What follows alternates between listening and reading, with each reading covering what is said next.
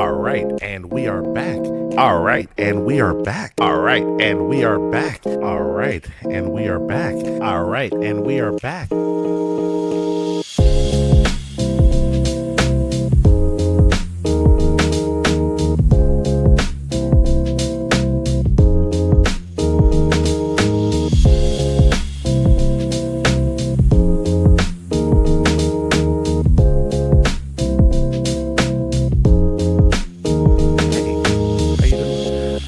Welcome.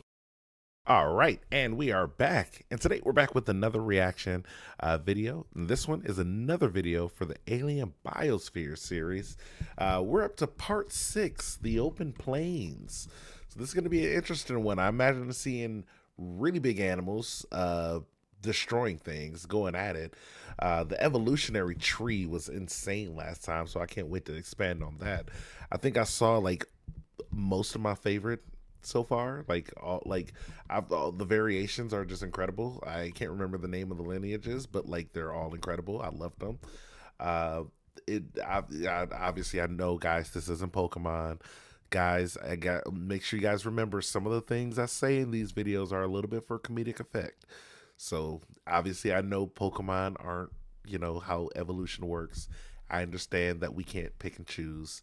I understand that it's not, all the things. I already understand that stuff. So just want to make sure you guys had a clear understanding that sometimes I like to have a little fun here.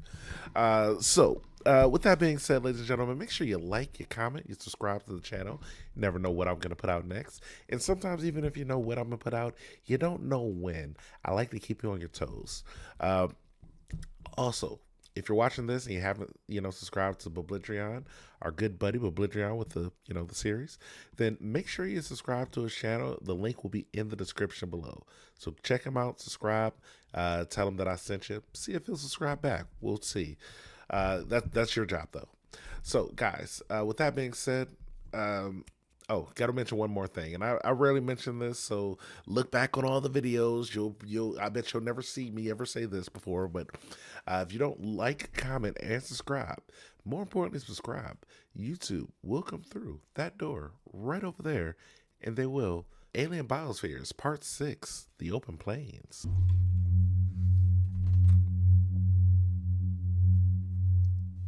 Last time, we saw the development of the first terrestrial ecosystems within the vast, humid forests that cover the supercontinent, supported by a warm, wet climate. Things were getting crazy last time, ladies and gentlemen. Animals were expanding, the weather was changing. We heard about super hurricanes or something like that, like super canes. Brother, I looked at it. Turns out that was a real thing that happened on our Earth back in the day. Who knew? Who knew? Now, that's actually crazy information for me. Climate of unceasing rain and storms. But it's only a matter of time before these stable, benign conditions begin to change. As the forests fill the atmosphere with oxygen, they'll simultaneously take in enormous amounts of carbon dioxide and hydrogen sulfide. Yeah. Thus far, the levels of these gases have been maintained by the aerobic respiration of animals and by the activities of sulfur-metabolizing microbes, respectively. But the globe-spanning forests may deplete these gases faster than they can be replenished. Whoa. On top of that, as the mountains are eroded by acid rain, the newly exposed rock reacts with the carbon dioxide to form calcites, further lowering atmospheric CO2 levels. Since carbon dioxide... Now, I'm not familiar with calcites, ladies and gentlemen. Let me know about calcites in the comments down below. How about that? Somebody tell me about calcites. What are they? What's the history of them? What they do? Are they cool rocks? Do we collect them? What do we do with these things? Are we using them for stuff? Can we use them for stuff? Is this the secrets of space travel?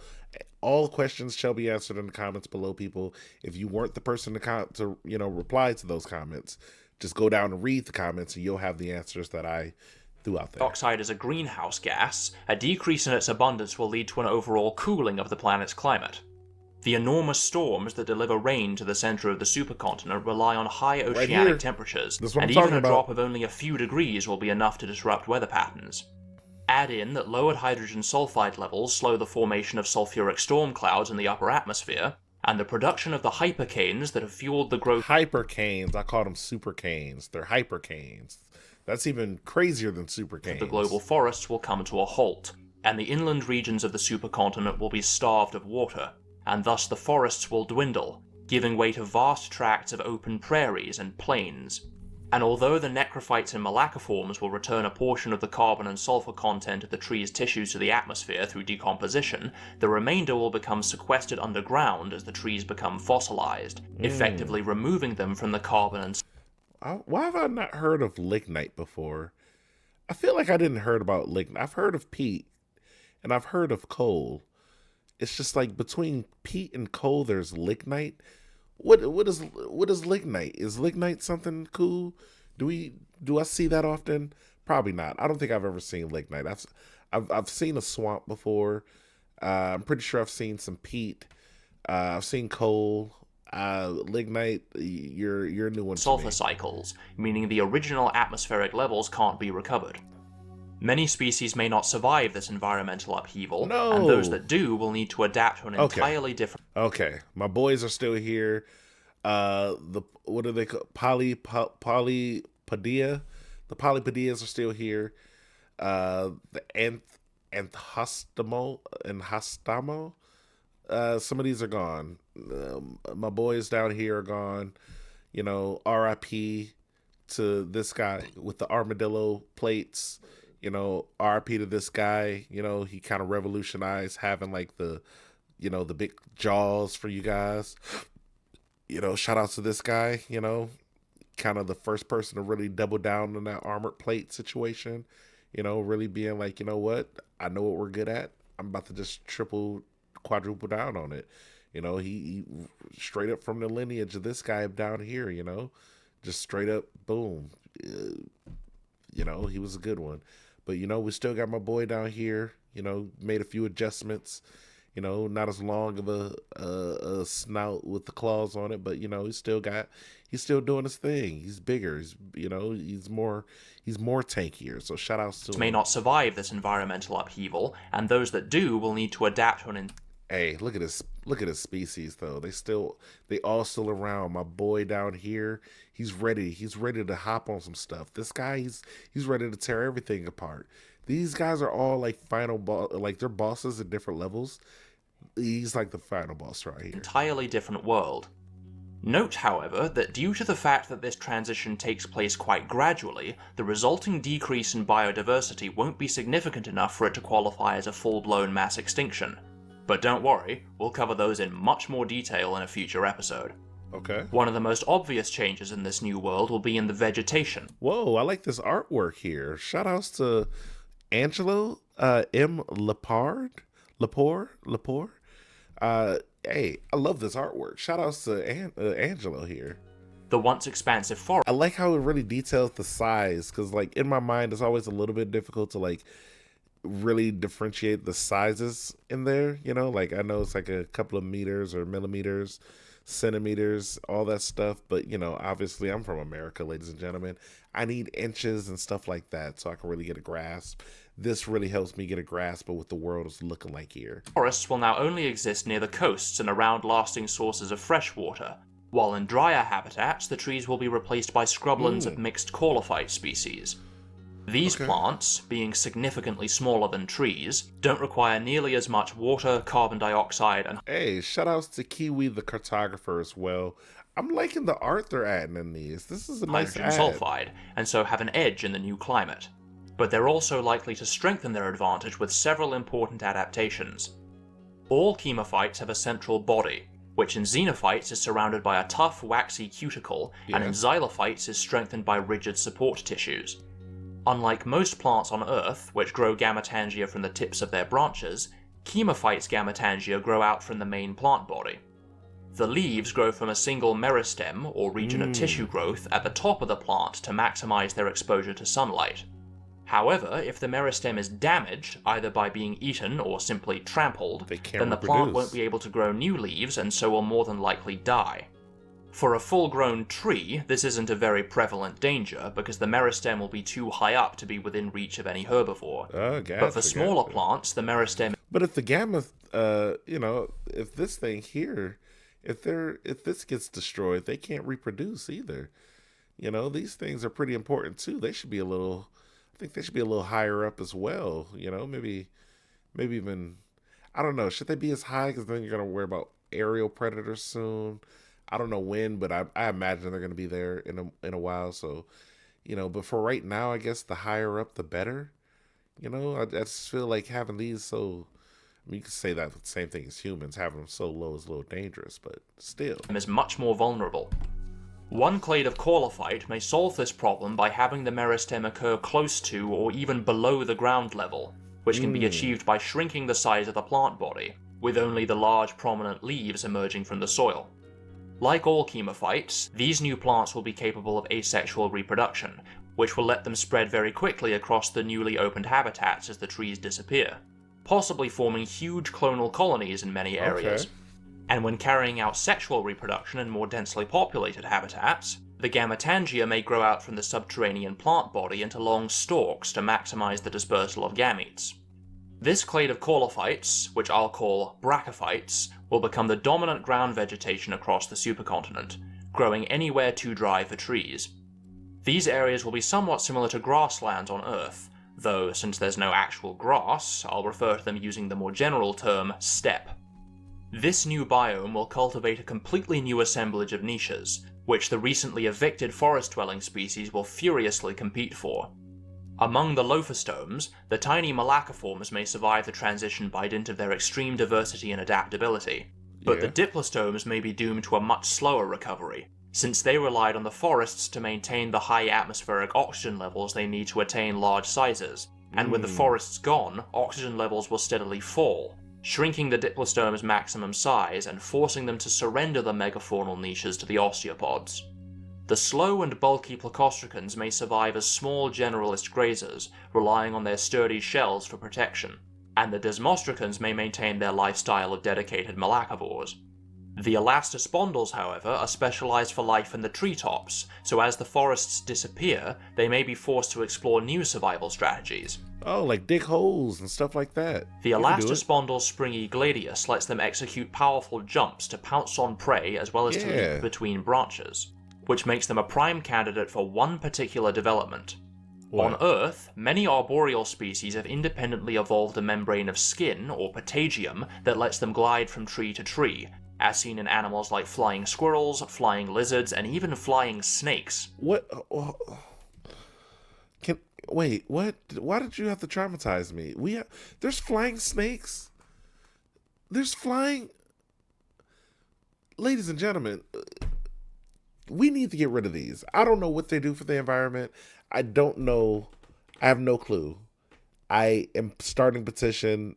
Let's just call it get rid of all flying snakes. I'm gonna be that guy. While there are some models that posit that gliding can evolve from a ground-dwelling ancestor, and while there are occasional oddities like flying fish and flying squid, the preponderance of arboreal gliders seems to indicate... Yo, this frog? Shoutouts to this frog. I don't know. It looks the least effective, but it also looks the most fun. The most common pathway to the evolution of a patagium is as a means of jumping between trees. The elastospondylls therefore seem very likely to evolve a patagium to augment their already powerful jumps, increasing the time they can remain airborne and the distance they can cover in a single bound, as well as to provide a degree of safety if they were to fall from a great height, acting like a parachute to slow their descent. True. To support a larger patagium, the middle pairs of limbs may become longer and broader, and outgrowths of the gladius may extend into the patagium to allow it to maintain its shape when outstretched, somewhat like the hyperextended ribs or ossified filaments found in many clades of living and extinct gliding reptiles. Altering the position of the limbs to influence the shape of the patagium may even allow them to manipulate their trajectory as they glide, and if this is the case, it seems very likely that one clade may take this development to its obvious culmination. What's that? While gliding has evolved over a dozen times in the history of life on Earth, powered flight, wherein the animal can remain airborne indefinitely, only has 4 known instances of having evolved. Really? With the exception of insects, whose evolutionary path to flight isn't fully understood, wings have universally evolved from a patagium supported by an elongated and heavily muscled forelimb.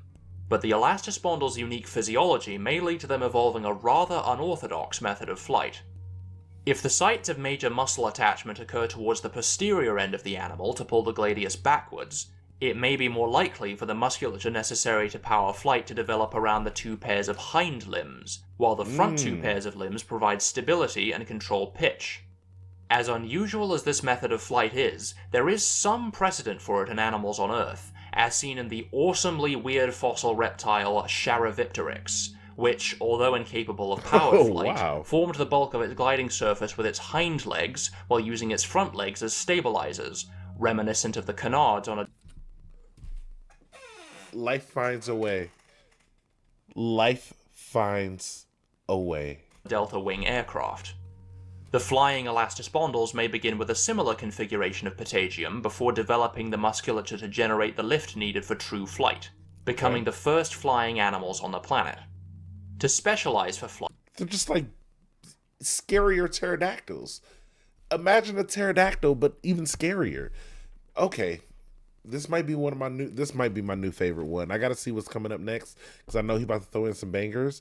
But like Biblaridion, you're doing your thing on this one right now. You are doing your thing on this one right now. Their bodies will need to become more streamlined, and so their eye stalks and oral tentacles may shorten to reduce drag. Yeah. Efficient flying will also put a huge demand on their metabolism, as flight is a very high energy activity and requires a number of physiological adaptations to sustain. First of all, the Lophostome's mechanism of passive respiration may not give them the high stamina needed for flying, especially with atmospheric oxygen levels declining. However, these flying elastospondylus may overcome this by exploiting a unique quirk of their anatomy. As they fly, the contractions of the posterior muscles will cause the gladius to undulate, which successively constricts and expands the lungs, pumping air in and out and providing them with more oxygen. This can be complemented by evolving specialized breathing muscles in the thorax, giving them a system of active respiration similar to that of the osteopods, and thus enabling much more efficient flight. This innovation may coincide with a change in their metabolism. All the animals we've seen so does it help that like when they're gliding, they have those open holes for their, where they breathe in? When they're gliding through, the air just like is coming, just like automatically hitting in, like they're like intake engines and like the jets, Is that how it's gonna work? Like the air as they're flying through, it's just gonna intake, and then the muscles are gonna help push it back out, and they may not even have to use that muscle to like intake the air, just to exhale it, because it's like they're flying through, the air's just coming through automatically. That might be pretty cool. I don't know if he fully explained that, but who's talking right now? Come on. So far are ectotherms, sometimes described as cold-blooded, meaning their internal body temperature is almost entirely contingent on the ambient temperature of their environment. However, the metabolic reactions needed for sustained muscular activity are most efficient at a consistent high temperature, which ectotherms can only achieve in sufficiently warm climates and by spending long periods of the day basking in the sun. This constraint means that our elastospondylus will only be able to fly in short bursts if their body isn't suitably warm, so to optimize their flight performance, they may evolve some form of thermoregulation, the ability to modulate internal body temperature to keep it within a metabolically favorable range. So they may have to grow fur. Okay. Thermoregulation is often used synonymously with endothermy, where an internal temperature is almost always constant, only ever varying within a few degrees, as is done in mammals and birds. But some animals fall between the two extremes of ectotherm and endotherm, and thus sometimes get called mesotherms. For example, regional endotherms only maintain an elevated temperature within certain metabolically demanding areas of the body. Some clades of fish, like lamniform sharks and tuna, use countercurrent heat exchange between blood vessels to warm the areas around the eyes and locomotor muscles, ensuring they can function optimally even in cold waters. And many flying insects warm up their thorax by rapidly contracting the opposing muscles without moving the wing, generating heat in a similar way to the shivering reflex in mammals and birds. We'll discuss thermoregulation in more detail later, but something similar to the latter mechanism might evolve in the flying elastospondylus. Specialized muscles within and around the wing membrane may engage whenever the wing's temperature drops below a certain threshold, decreasing the reliance on warm environments for efficient flying. So he's going to be able to shiver just like me. Hey, just like me for real. Combined with their active respiration... I'm sorry, I just wanted to make that joke. It was bad. Yeah, don't ignore that joke. ...will enable them to sustain prolonged periods of long-distance flight. As the first flying animals in the planet's history, these elastospondylus will have all the aerial niches to themselves, and so may be hugely successful and undergo an explosion of diversity, which we'll explore in future episodes. Let's call them Opisthophterans. Meanwhile, on the ground below, the osteopods will need to find their own way to adapt to the changing landscape. One of the immediate pressures imposed by the steppe is that, without the cover of the forest vegetation, animals will be much more visible and vulnerable to predators, encouraging the evolution of new defensive adaptations. Camouflage. No longer bound by the dense forest vegetation, some herbivores, like the megalobrachids, may respond to increased predation by getting bigger, as a large size acts as a deterrent to attackers. Plus, it comes with the added benefits of an expanded feeding envelope, letting them feed on vegetation out of reach of other herbivores. True. And it acts as a method of thermoregulation by increasing the amount of body heat they generate. But attaining an especially large size requires several key adaptations.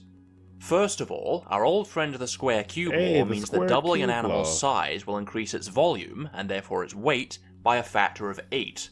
And to support this extra weight... Now guys, I clearly understand all this math here, but just to make sure you guys do, you see, the bigger the things get, the wider they have to get, the stronger they have to be. It's the whole thing.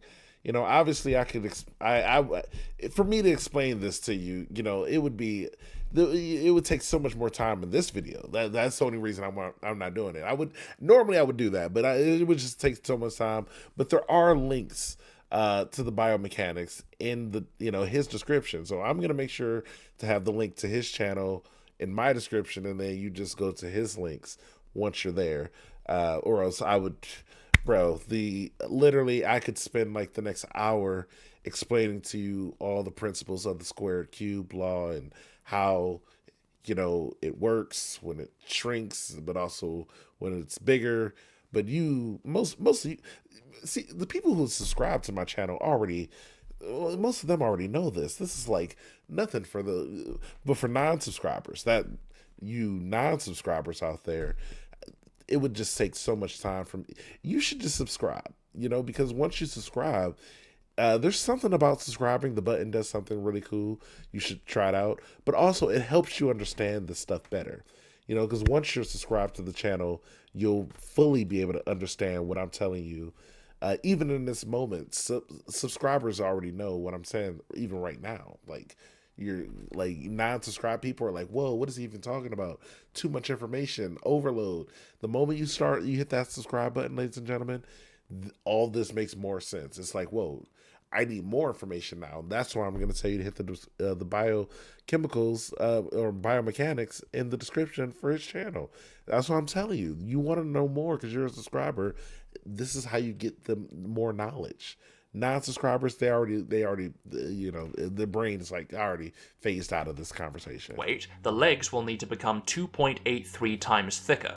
Yep. As the creature gets larger and larger, the legs will eventually become so thick that it will be impossible to maintain the enormous amount of muscular energy required to move them.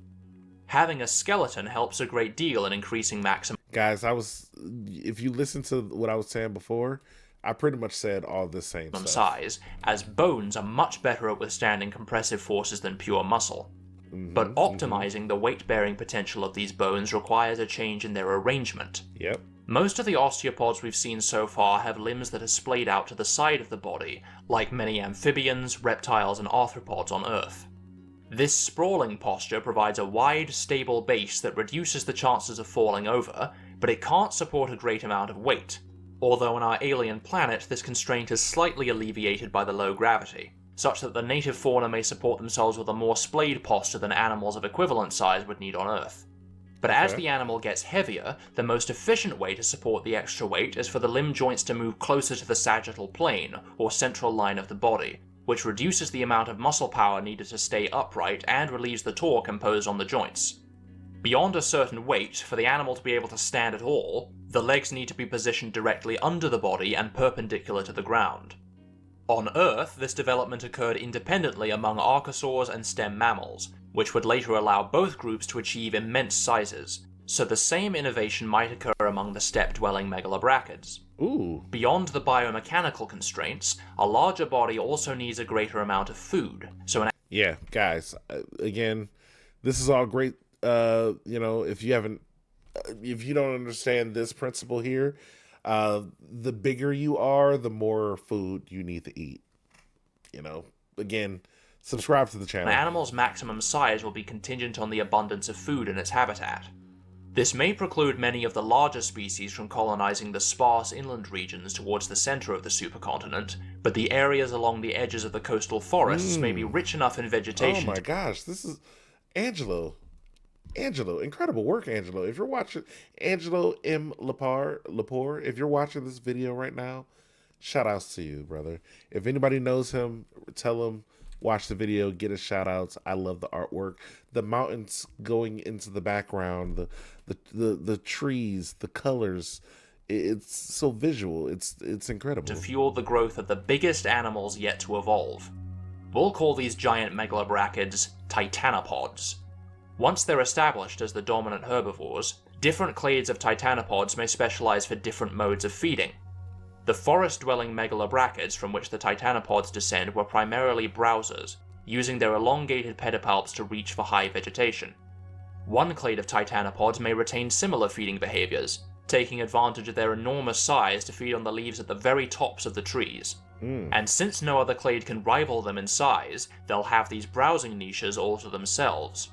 Free from competition, these forms, which we'll call proceropods, will thrive in areas where stands of trees grow alongside patches of open plains, such as gallery forests that grow around large rivers and lakes. Okay. But in areas with fewer trees, the titanopods will need to adapt to feed almost exclusively on the brachyphytes, and thus change their feeding habits to become dedicated grazers. These species won't need to reach upward for food, and so may have shorter legs and smaller pedipalps, indiscriminately stripping the brachyphytes to the ground like giant living lawnmowers.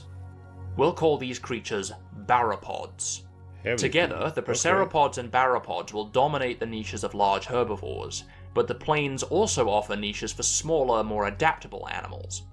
Although most platodonts are adapted to life in the trees, some of the more generalist species may be able to eke out a living on the steppe as the forests disappear, which may give rise to a clade of permanent ground dwellers, which we'll dub Edaphotheres. Just like the megalobrachids, the Edaphotheres will be more exposed to predators on the steppe, and so will need to invest in some form of defense. Competition from titanopods may prevent them from reaching large enough size.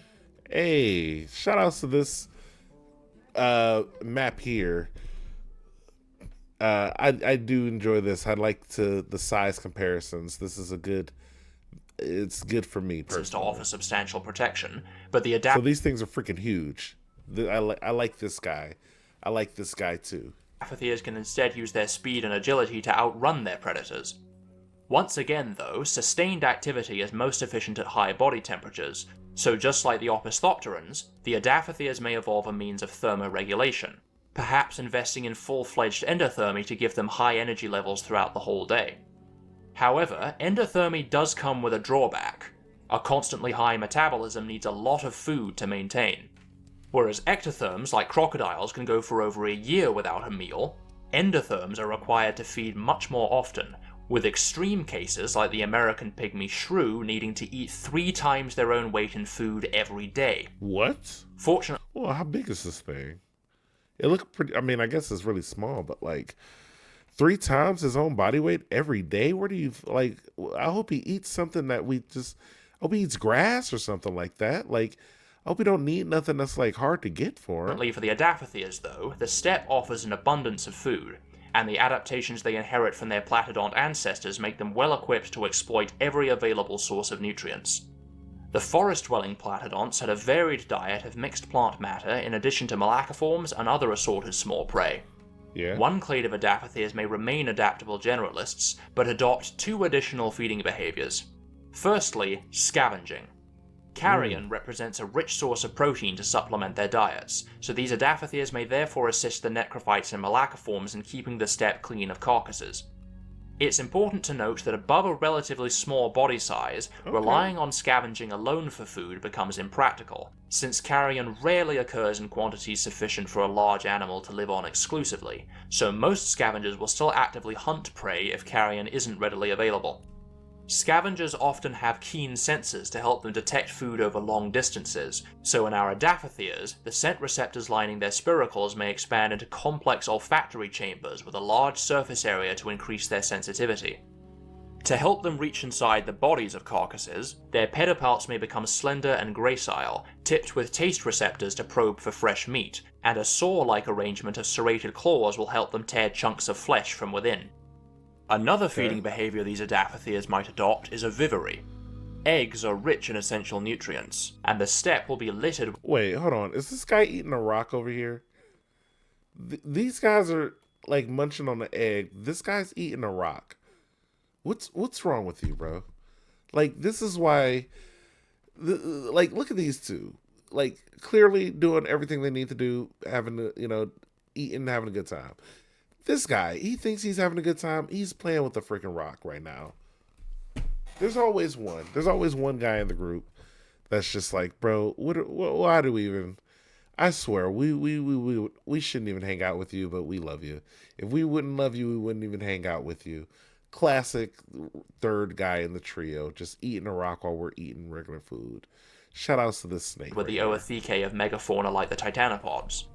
In addition to helping them locate carrion, their powerful sense of smell may also assist in finding widely scattered nesting sites, even letting them detect eggs that are buried under several centimeters of soil.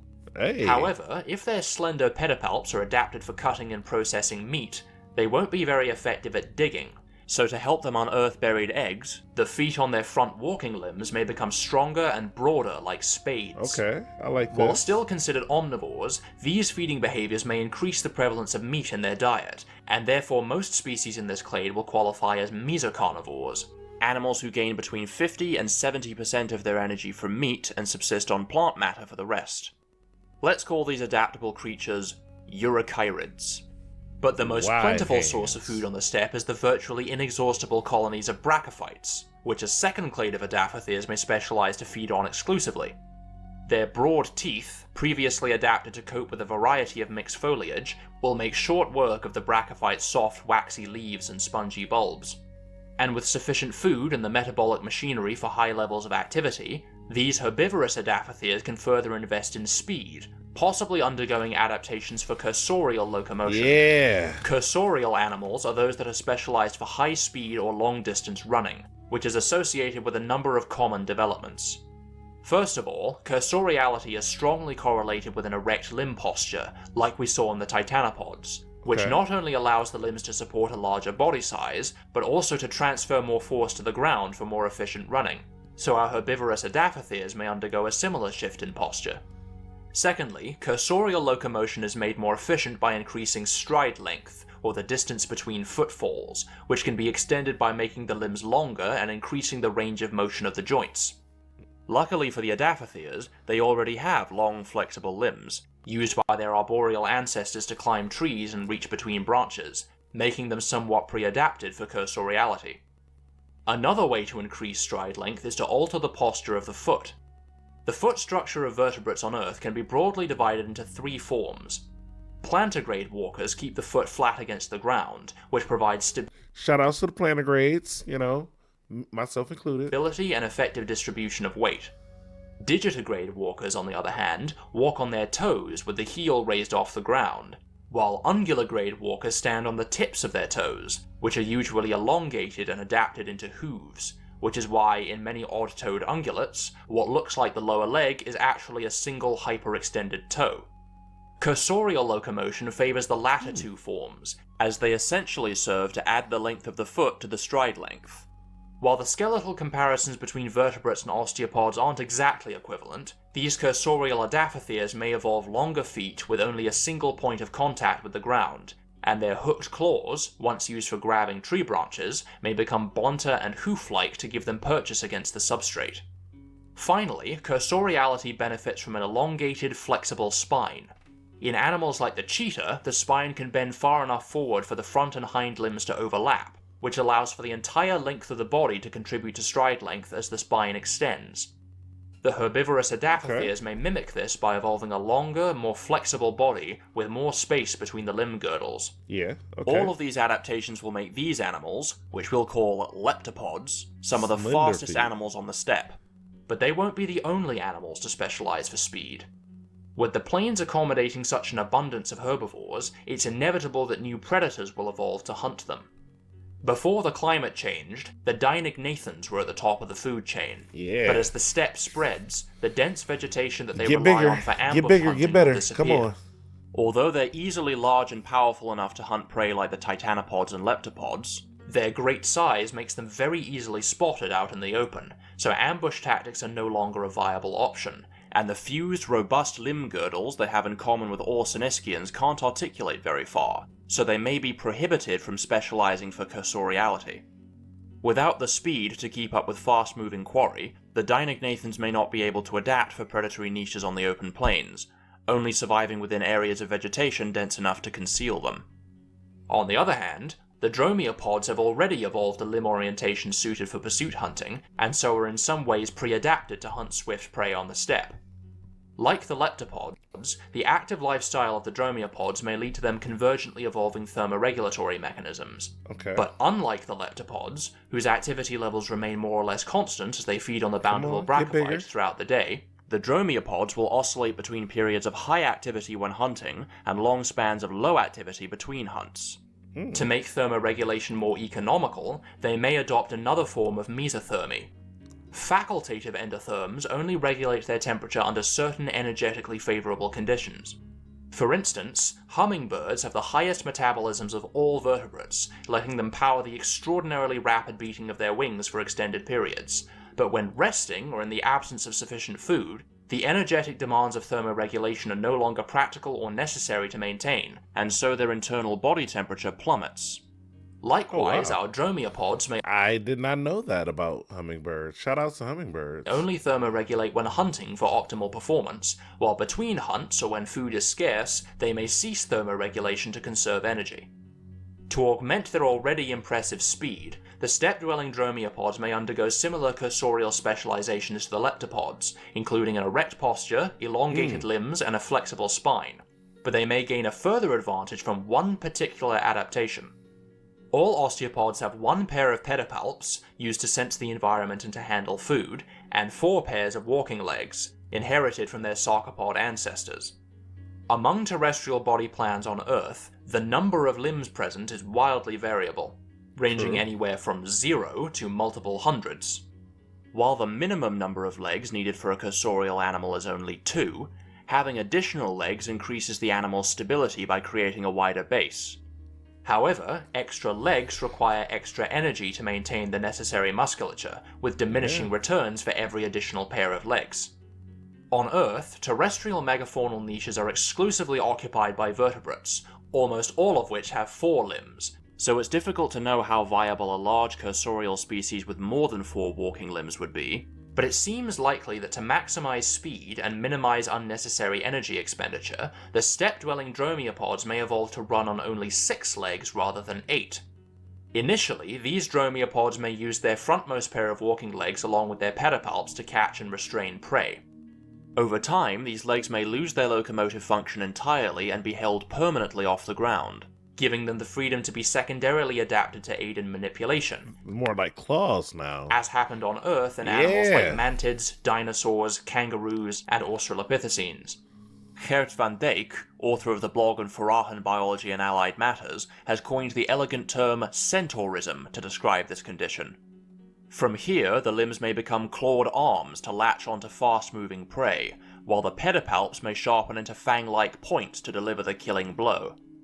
This innovation will simultaneously give them the speed and maneuverability to keep pace with the leptopods, and the weaponry to tackle prey as large as the titanopods. Okay, oh my gosh, these things are unstoppable. Shout out to this, These specializations may go along with a shift in diet. Unlike the more generalist eurychirids, most of which are mesocarnivores, some of these steppe-dwelling dromaeopods may evolve into hypercarnivores, animals that obtain over 70% of their energy from meat. Yes. This suite of new adaptations will... He's a hypercarnivore. I see it in his eyes. I see it in his eyes right now. Look how hyper he is. Make these dromaeopods the top predators of their day. Bro's about to hit you with a hyper beam. I'll call them onocodonts. Claw teeth. All of these clades represent only a tiny fraction of the diversity that the steppe will support, but they'll comprise the most populous and successful groups over the 30 million years or so following the retreat of the global forests. But away from the equatorial plains, the disruptions in the planet's climate will have far greater ramifications, felt not only on land, but also in the ocean. In the next episode, we'll see how some of our terrestrial species exploit the newly vacated aquatic niches and undergo the unprecedented transition back into the water. Oh, we're about to see big... Thanks to Campfire for sponsoring this episode. Hey, shout outs to Campfire. What are you, If you've got your own world building project... Oh, they're helping you build world projects. Hey, if you play D&D, stuff like that, get on Campfire right now. If you got some type of like project you want to do that needs your artistic creativity, if you're trying to build a story, let's say you're a writer out there and you're like, man, I really want to build a story. I need to get all my parts together first. Get to this website, figure out your characters, all their stuff, figure out individually, and then start writing your story. That way you have the background set up already. Build your world of the fantasy world for your story using this, and then formulate the book. Whether it be an alien planet, a medieval fantasy world, or an alternate history, Campfire Pro can be a big help to keep things organized. Huge. It has pages for maps, timelines, and encyclopedia entries to manage your world's geography, history, and items of interest, as well as tools to keep track of characters, relationships, plot threads, and other narrative elements. Best of all is the brand new World Building Pack, an expansion that includes entries for languages, religions, magic systems, species, and basically anything else you could possibly want to catalog. Oh, wow. You can get Campfire Pro and the World Building Pack for a one-time purchase through the link in the description. Hey, get to the link. I'm sure it's still available. See if it's still available, and then do the thing. This seems really cool. Thanks also to the fans over on Discord who submitted fan art for this episode. Hey, shout out Links to the main server and the fan art server in the description. And a massive thanks to all the patrons, whose continued support makes videos like this possible. Oh, you guys. Thanks for watching, and I'll see you in the next video. Yay, another incredible video. Oh my gosh, I learned a lot in this one, but also we had a good time. Yeah, I got a new favorite. Every episode I'm gonna say this, I got a new favorite. I freaking love that thing with the claw jaw. Like, I freaking love that thing. Sharp jaws. It's the first mega predator, like omni predator, ultra predator, super predator. It's the first thing that's gonna eat everything. It's incredible. I love it. I think it's gonna be my favorite until it evolves into something better. What's gonna be the thing that evolves fur? You know, what's gonna evolve, like, you know, the ability to sweat first? You know, that's gonna be interesting to see. I want to know who sweats first. Once they're gonna go back into the water, people. They're about to go back into the water. Do you know how wild that's about to be? We're about to see their equivalent of like whales and stuff like that. Like animals that are about to lose limbs so they can gain fins. That's what we're about to see. Guys, it's about to be crazy. Like I'm telling you, going back into the water implies a lot of crazy. Like, think of all the things we got in our waters now. Now, we're about to get more of that type of stuff in this, but even crazier, with crazier jaws, all the stuff. The first trip out to the water, I'm going to tell you, it was kind of calm. You know, people were going at each other, but, you know, it wasn't even that crazy. But now, it's about to be insane.